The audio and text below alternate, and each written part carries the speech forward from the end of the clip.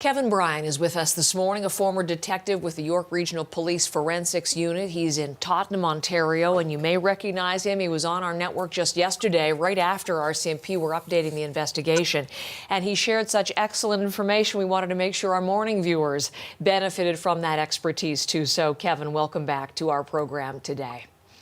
Thank you, Heather. Good morning. Good morning. I was struck yesterday when you said one of the things that stood out for you yesterday was the fact that there are these 16 crime scenes that police are going to have to look at. And I'm wondering if you could help us understand just the magnitude of that, how it would compare to normal, and whether we could be looking here at the biggest or one of the biggest, the most complicated crime scene investigations ever in the country. Well, when you go into work as a homicide detective, a forensic detective, you head into work in the morning and all of a sudden a homicide comes in and okay, it's time to go. As the forensic officer, as the homicide officer, you know you've got a few days, at least a few days of intense work in front of you trying to, process the crime scene, trying to make sure your interviews are done and, get all your investigation on the go. When you walk in the morning and you've got 18 dead bodies and you've got 16 separate crime scenes, to me it's just overwhelming, and you've really got to slow things down and take your time, because processing crime scenes isn't about getting it done as quick as you can. It's about doing things properly and meticulously.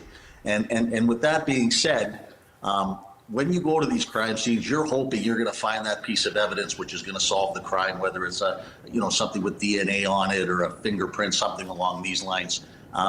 At least for the officers attending these crime scenes, there's not that pressure here. They have the suspect already out of the way. It's not something where down the road and you're going to have to go to court and be testifying as to the identity of the killer. We know who the killer is, and that part of it's already put to rest. So that takes a lot of the pressure off, and it also can slow things down for the officers. There's no rush to get those crime scenes processed. Where there is a rush, or where there is some type of urgency, is the scenes where there still may be bodies, and these would, probably be the scenes in which the fires have happened at. And we there's learned potential bodies at these scenes. That's what we learned very clearly from police yesterday. 5 of these sites were structural fires, as we learned yesterday. So how will they go about investigating those scenes, and how much more complicated is it, Kevin, when it has been the scene of a fire? Yeah, it depends on the extent of the fire, and I did see on the television yesterday. These are extensive fires. These fires were burned these houses were burned right to the ground, and with that being, it becomes much more difficult to investigate. With regards to us in Ontario, we would use members from the Ontario Fire Marshal's office to assist us. They have the expertise in that fire training. So we would bring in members from the Ontario Fire Marshal's office who would attend these homicide scenes with us, in which an arson was committed to destroy the evidence. They're excellent at sorting through the fires, determining origins and such like that. But they're also excellent at many of them, these investigators have excellent training in anthropology as well, identifying the bones.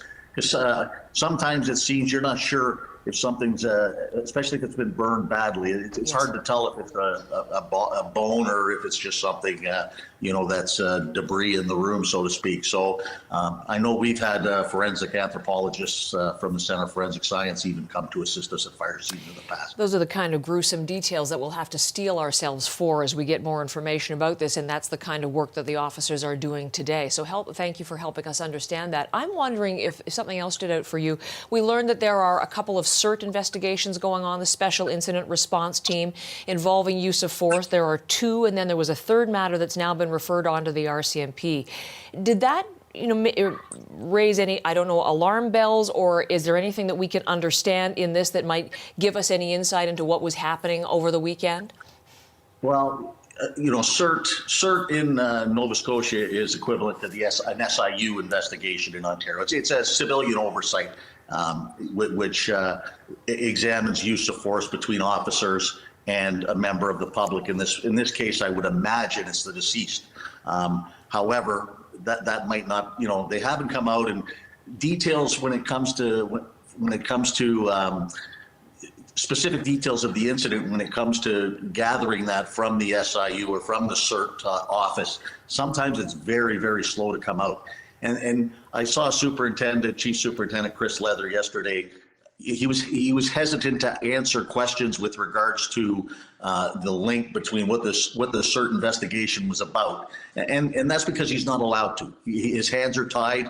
It might not be because he doesn't want to. It's just because he's not allowed to speak. The information actually has to come from the CERT office, and sometimes it can be concerning, but most of the time it's not. Most of the time it's a formality, and it's something that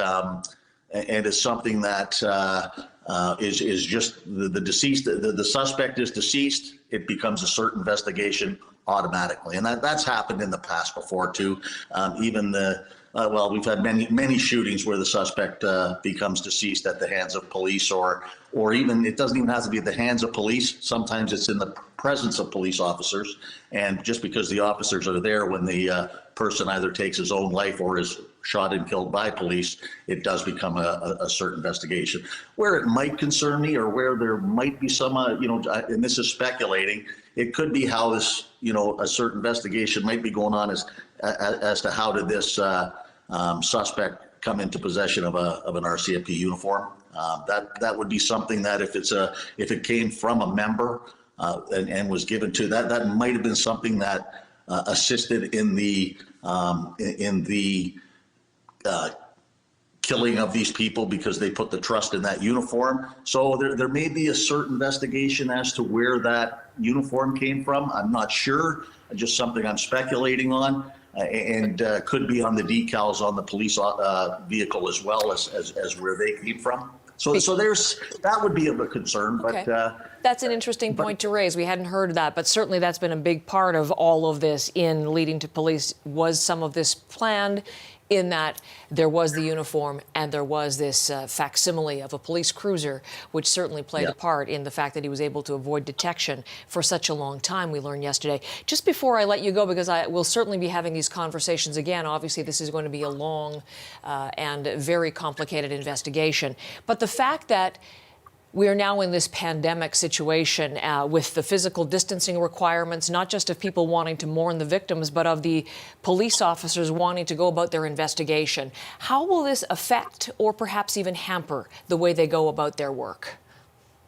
I don't believe the pandemic will hamper the investigation with regards to the police work. They're going to go do their interviews face to face. They won't concern themselves with I won't say that they won't concern themselves with with the distancing, but they're still going to go about their investigation as normal. Where things might become a little bit complex, it might slow things down with regards to the available personnel. You have 16 crime scenes here. 18 deceased persons, victims, and there may be some type of a slowdown with availability of personnel to investigate all these. I would imagine RCMP in Nova Scotia might have, 3 forensic teams, 4 forensic teams maybe, because homicides don't come in like this usually. Yes. I'm sure they would take assistance from the Halifax Police Department, and Halifax has its own forensic teams as well. But even then, you've only got 4 or 5 teams to do all 16 crime scenes. This may take weeks or even longer to process the scenes. We certainly had that indication, because they won't be able to get that help from across the country or even internationally as they would given crimes of this magnitude. Kevin, thank you very much again for this morning, and I'll look forward to another conversation with you as we continue to follow the investigative leads in this with you. Forensics expert Kevin Bryan from Tottenham, Ontario this morning. This is CBC News Network.